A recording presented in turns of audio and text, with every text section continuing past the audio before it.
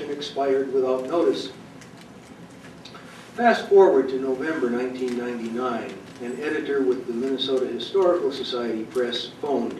The press would like to bring the book back with a new design and a new title, The Lynchings in Duluth.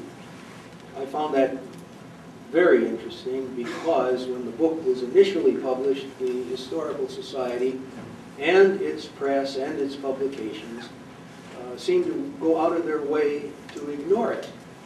I was told a professor, I don't remember where, from one of the state colleges, said that he had written a review and sent it to Minnesota History, the magazine of the Historical Society, and they never printed it. But there also, over the years, there had been a regime change at the History Center, and now not only were they not going to ignore it any longer, they wanted to republish it. So we signed a contract, and the republication was scheduled for June of the year 2000.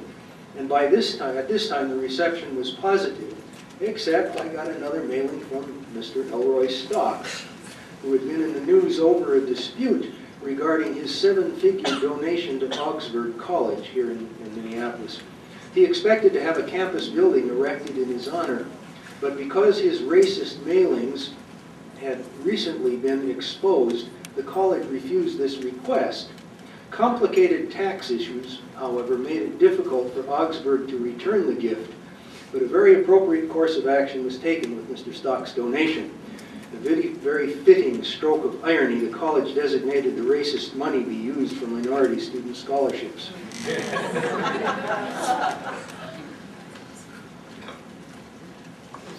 Back in 1979, people who were angered about the chronicling of Duluth's darkest hours may have had relatives who were involved in the incident and didn't want to be reminded of it, certainly not in print.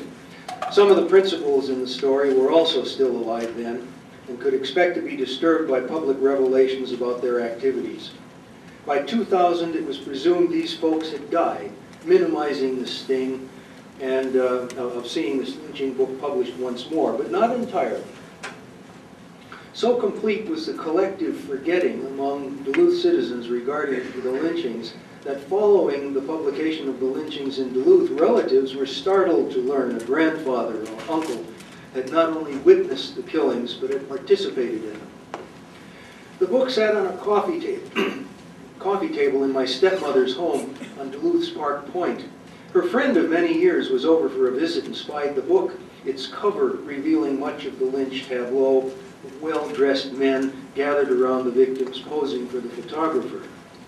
"Oh my goodness," the woman cried, pointing to the cover, "that's Tom." Tom, her husband of more than 50 years, had been dead several years, and seeing him on the book's cover was the first she'd known of his having witnessed the event. And the great-grandson of one of the perpetrators, the perpetrator was named Joseph Dondino, he learned for the first time of his relative's significant involvement.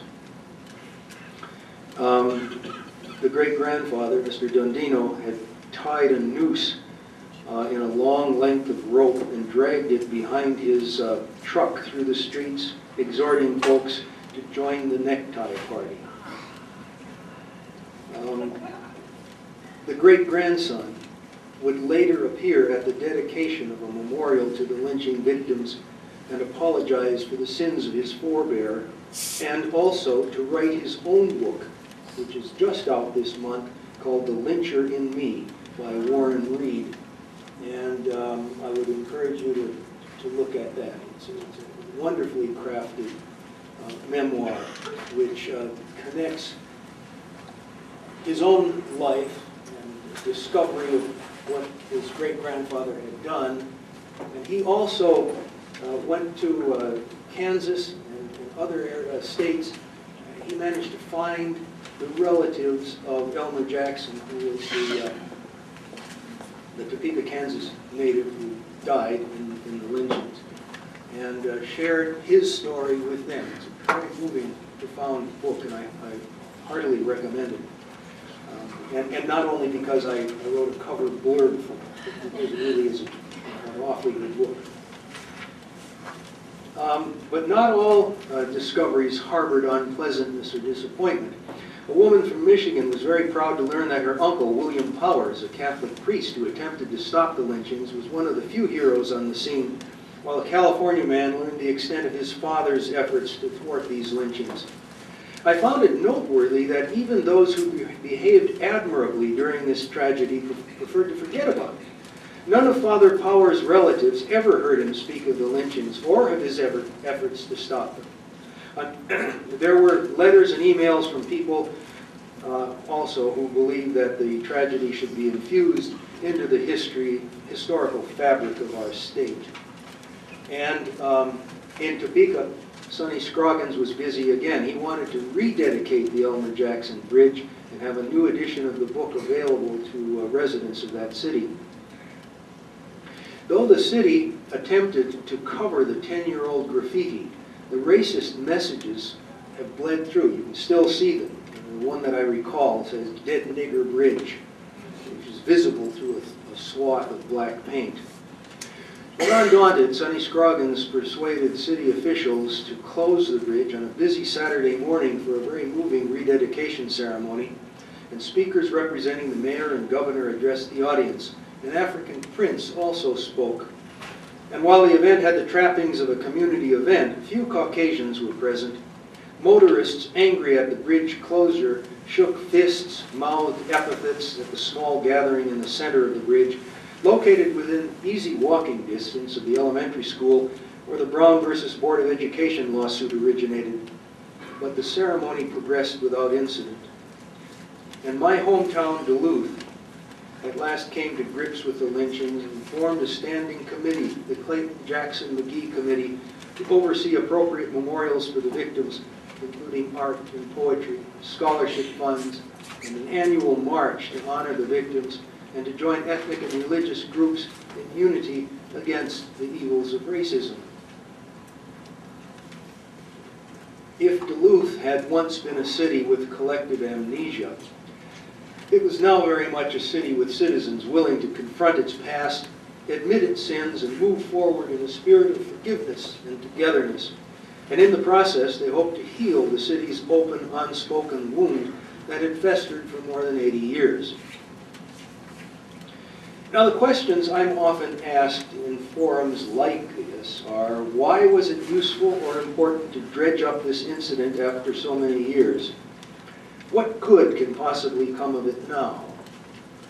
For a number of years, I really didn't have what I thought was a good answer to those, except to say that a writer is always on the lookout for good stories, and this happened to be a good story.